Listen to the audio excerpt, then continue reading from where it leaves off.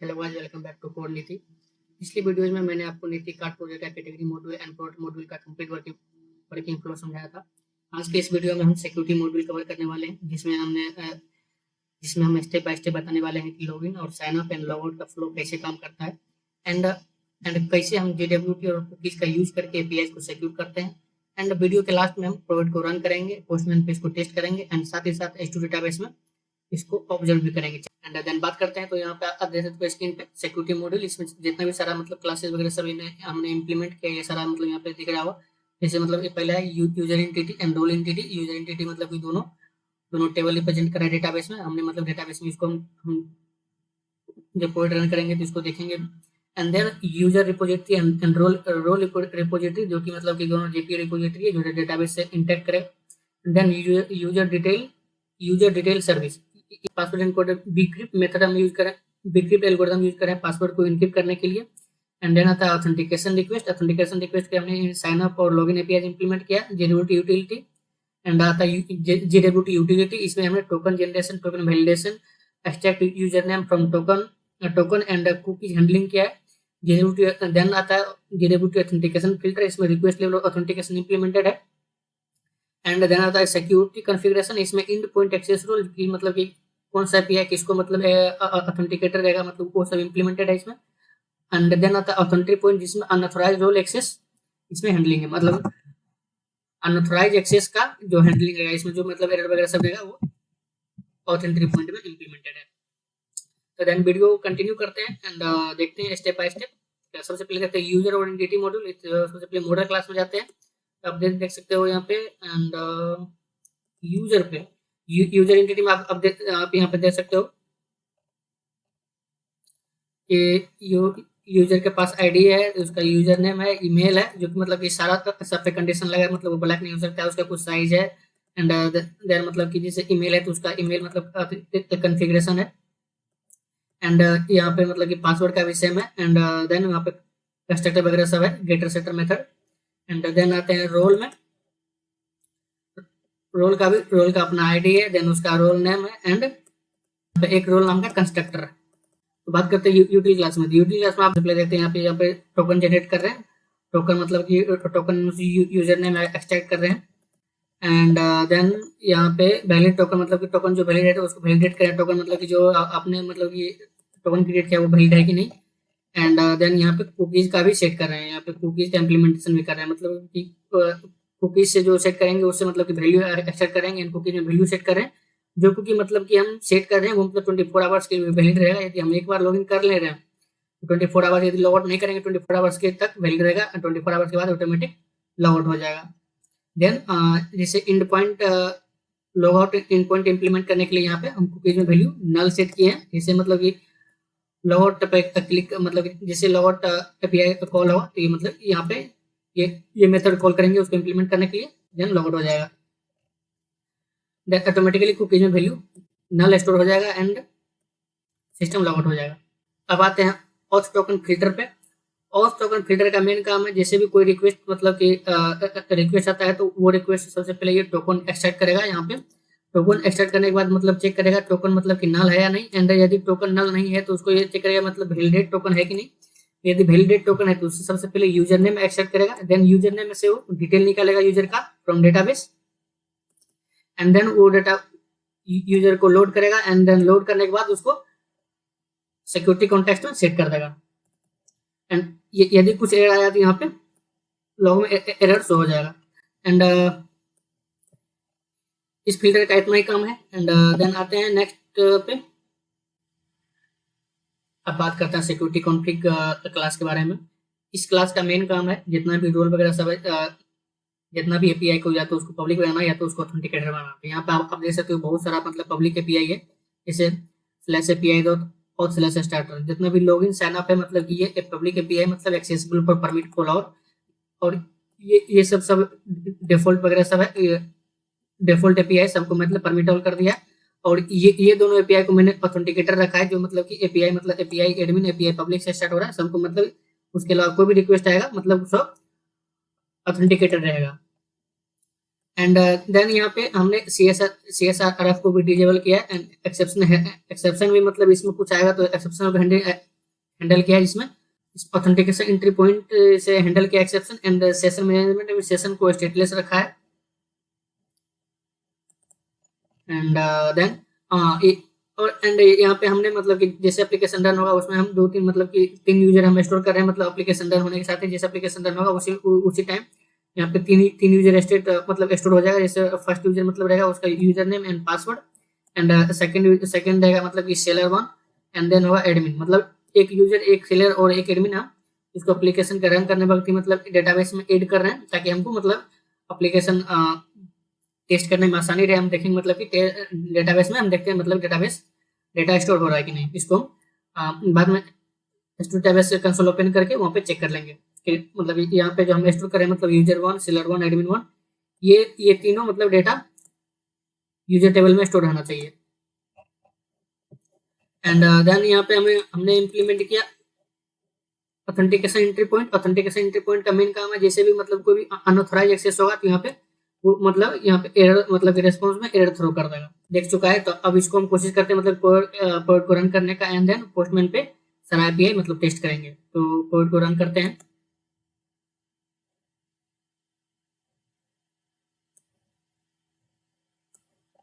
यहाँ पे code run हो चुका है। देन चलते हैं पोस्टमैन पे। पोस्टमैन पे पहले चेक करते हैं कोई भी यूजर लॉगिन है कि नहीं। नो, विदाउट लॉगिन मतलब लॉगिन करने से पहले हम चेक करते हैं मतलब कोई भी एपीआई हम एक्सेस कर पाते हैं कि नहीं। जैसे हम गेट ऑल कैटेगरी का एक्सेस करने की कोशिश करते हैं, तो यहाँ पे आप देख सकते हो कि 401 अनऑथराइज एक्सेस मतलब यहाँ पे मैसेज आ रहा है, full authentication is required to access this resource. तो पहले मेरे को लॉगिन करना पड़ेगा, तब हम ये सब एपीआई एक्सेस कर सकते हैं। तो प्रोडक्ट में भी चेक कर लेते हैं कोई एक एपीआई, जैसे गेट ऑल प्रोडक्ट, इसमें भी दिखा रहा है full authentication required to access this resource. तो देन अब अपना कोशिश करते हैं। तो सबसे पहले अपना पहले जैसे एप्लीकेशन रन करने वक्त मतलब कि तीन इन्फॉर्मेशन मैंने डेटाबेस में स्टोर किया था, जैसे एक यूजर 1, सेलर 1 एंड एडमिन का। तो चेक करते हैं S2 कंसोल में वो डेटाबेस में स्टोर हुआ कि नहीं। तो क्रोम तो S2 कंसोल ओपन करने के लिए local host /S2 console S2 console करेंगे, एंड देन यहाँ पे कनेक्ट करेंगे डेटाबेस। यहाँ पे आप देख सकते हो कि जितना भी सारा टेबल वगैरह सब है अभी तक का मतलब जितना भी क्रिएटेड में सारा शो हो रहा है। तो सबसे पहले अपना चेक करते हैं यूजर टेबल में कितना डेटा है। तो आप देख सकते हो कि मतलब कि हमने कोड को रन करने वक्त यहाँ पे सिक्योरिटी कन्फिग्रेशन में जब हमने कोड इसका कोड इम्प्लीमेंट कर दिया था, मतलब यूजर 1, सेलर 1 एंड देन यहाँ पे आप अपना देख सकते हैं कि मतलब कि डेटाबेस प्रेजेंट है। एंड देन हम एक और मतलब कि साइनअप करने की कोशिश करेंगे एंड चेक करेंगे मतलब साइनअप हो रहा है कि नहीं। एंड सबसे पहले आते हैं इन पॉइंट पे। अब कोशिश करते हैं, जैसे अभी तो लॉगिन हुआ नहीं, तो मतलब ये तो मतलब फिर से अनऑथराइज नहीं दिखाएगा, अभी लॉगिन हुआ नहीं। तो कोशिश करते हैं लॉगिन करने का। सबसे पहले मतलब साइनअप करते हैं। साइनअप में हम करते हैं साइनअप में हमारे पास मतलब कि जेसन फाइल है, user3 email.com, password 3 and admin, इसको हम एडमिन 3 दे रहे हैं रोल। तो इसको कोशिश करते हैं स्टोर करने का। साइन इन यहाँ पे हो गया, तो देन डेटाबेस में चेक करते हैं यहाँ पे मतलब कि यदि वो साइन अप हो गया है तो मतलब यहाँ पे डेटाबेस आ जाएगा। तो इसको रिफ्रेश करते हैं टेबल को, फिर से रन करते हैं। यहाँ पे देख सकते हो कि user ID 4, user 3, then sign up हो गया एंड पासवर्ड जितना भी स्टोर हो रहा है सब इनक्रिप्ट हो रहा है, डायरेक्ट पासवर्ड यहाँ पे स्टोर नहीं हो रहा है। एंड देन लॉगिन करेंगे।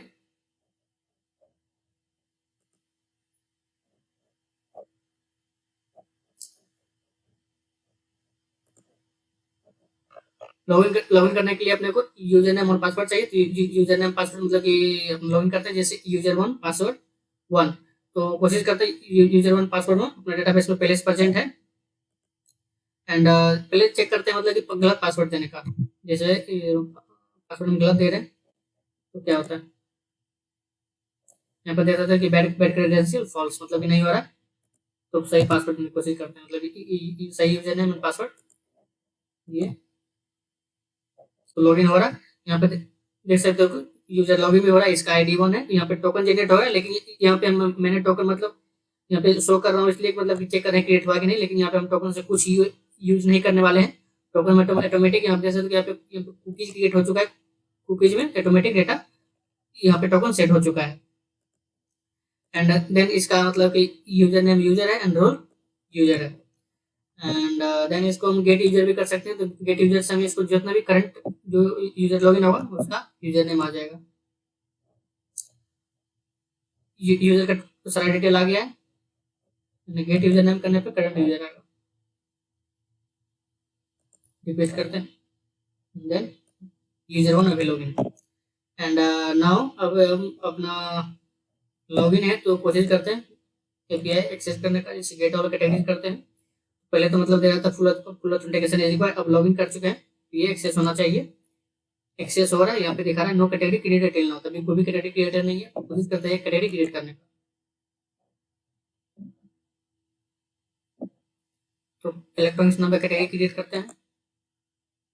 यहाँ पे कैटेगरी क्रिएट हो गया, फिर से क्रिएट करने की कोशिश करते हैं, नहीं होना चाहिए।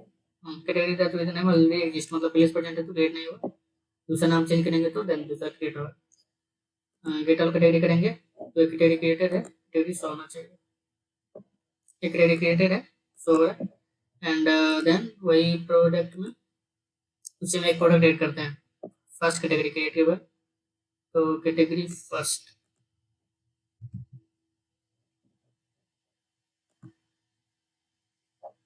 सब प्रोडक्ट ऐड हो चुका है। गेट ऑल प्रोडक्ट करेंगे,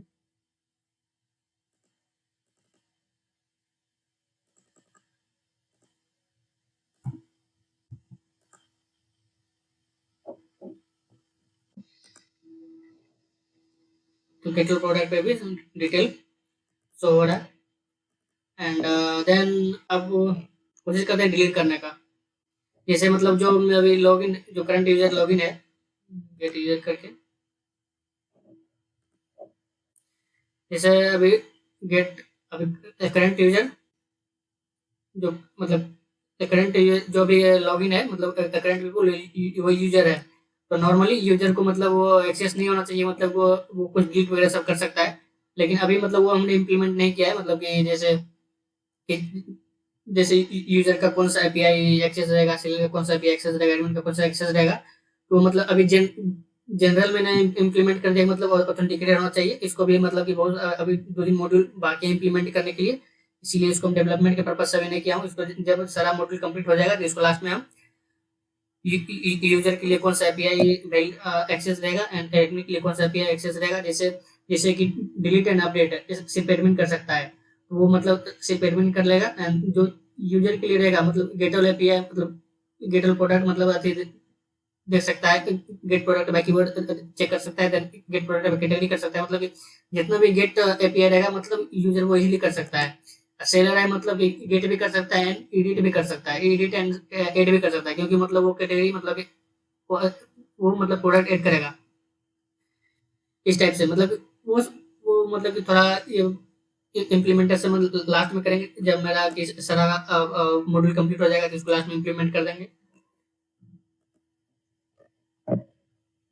जैसे अभी हम अभी रोल यूजर है, इसको भी डिलीट प्रोडक्ट करना चाहें तो डिलीट हो जाएगा। जैसे फर्स्ट प्रोडक्ट है तो फर्स्ट प्रोडक्ट यदि हम डिलीट करना चाहें तो डिलीट हो जाएगा। डिलीट हो गया क्योंकि यूजर है, डिलीट नहीं होना चाहिए, अभी डिलीट हो गया। उसका भी ऑथेंटिकेशन में इम्प्लीमेंट किया नहीं है, जैसे यहाँ पे आप देख सकते हो सिक्योरिटी कॉन्फ़िगरेशन। सिक्योरिटी कॉन्फ़िगरेशन में यहाँ पे थोड़ा लॉजिक इम्प्लीमेंट करना बाकी है, मतलब जैसे जो एडमिन एपीआई है उसको मतलब कि रोल क्या होना चाहिए, जैसे एडमिन होना चाहिए तो एक्सेस हो, एंड देन यहाँ पे ये जो पब्लिक एपीआई रहेगा उसका यूजर एंड सेलर ये रोल रहना चाहिए। ये थोड़ा इम्प्लीमेंटेशन थोड़ा बाकी है, इसको हम लास्ट में करेंगे जब सारा मॉड्यूल कंप्लीट हो जाएगा। तो अभी यहाँ पे देख लें कि मतलब सारा एंड पॉइंट काम कर रहा है सिक्योरिटी का। एंड देन साइन आउट पे काम कर रहा है, साइन आउट पे। देन जैसे अब अपना लॉग आउट करते हैं, तो जैसे साइन आउट, जैसे साइन आउट पे क्लिक करेंगे तो कुकीज डिलीट हो जाएगा। तो साइन आउट पे क्लिक किया, यहाँ पे कह सकते हैं कुकीज, यहाँ तक कुकीज में नल वैल्यू है, तो मतलब कि लॉग आउट हो गया सक्सेसफुली। एंड देन नाउ अब मतलब कोशिश कर रहे हैं कोई भी एपीआई एक्सेस करने की, जैसे गेट ऑल कैटेगरीज करते हैं तो एक्सेस नहीं होना चाहिए। एक्सेस नहीं हो रहा है मतलब यहाँ देख रहा है full authentication is required to access this resource. आपको फिर से लॉगिन करना पड़ेगा। तो फिर से लॉगिन करने के बाद ट्राई करते हैं, फिर से लॉगिन हो रहा है। Then now we can access get all categories. हाँ, यहाँ पे मतलब कि जैसे गेट ऑल कैटेगरीज है, यहाँ पे हम डेटाबेस में भी चेक कर सकते हैं। जैसे अभी मैंने एक कैटेगरी क्रिएट किया है, तो कैटेगरीज टेबल में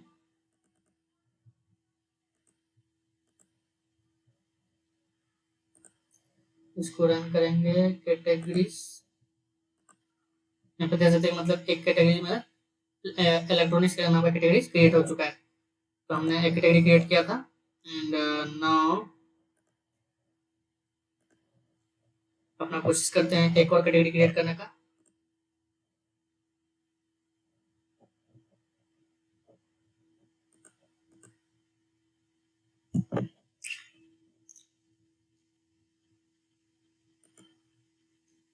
फर्स्ट कैटेगरी में एक प्रोडक्ट क्रिएट करते हैं, देन एक और प्रोडक्ट क्रिएट करते हैं F24 2, एक और प्रोडक्ट क्रिएट करते हैं F24 3। पहले से जस्ट एडिट नहीं हुआ, F24 3। एंड यहाँ पे कितना प्रोडक्ट क्रिएट हो गया,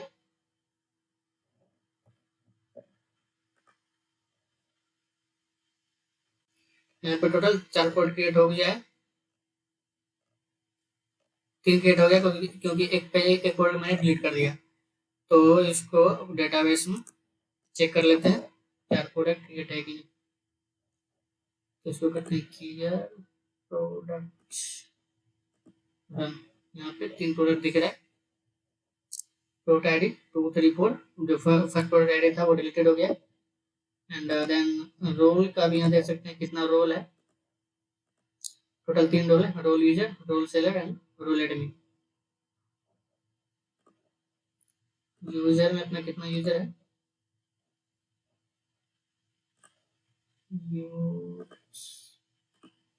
अभी 4 यूजर है, यूजर 1, सेलर 1, एडमिन, यूजर 3।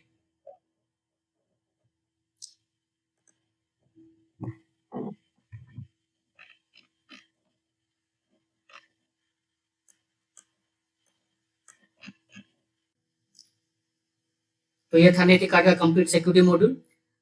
इसका गिटहब का रेपो का लिंक डिस्क्रिप्शन में मिल जाएगा। एंड नेक्स्ट वीडियो में हम एक्सप्लेन करने वाले हैं कार्ड मॉड्यूल के बारे में। तो इस वीडियो में इतना ही, मिलते हैं अगले वीडियो में। थैंक्स फॉर वॉचिंग कोड नीति।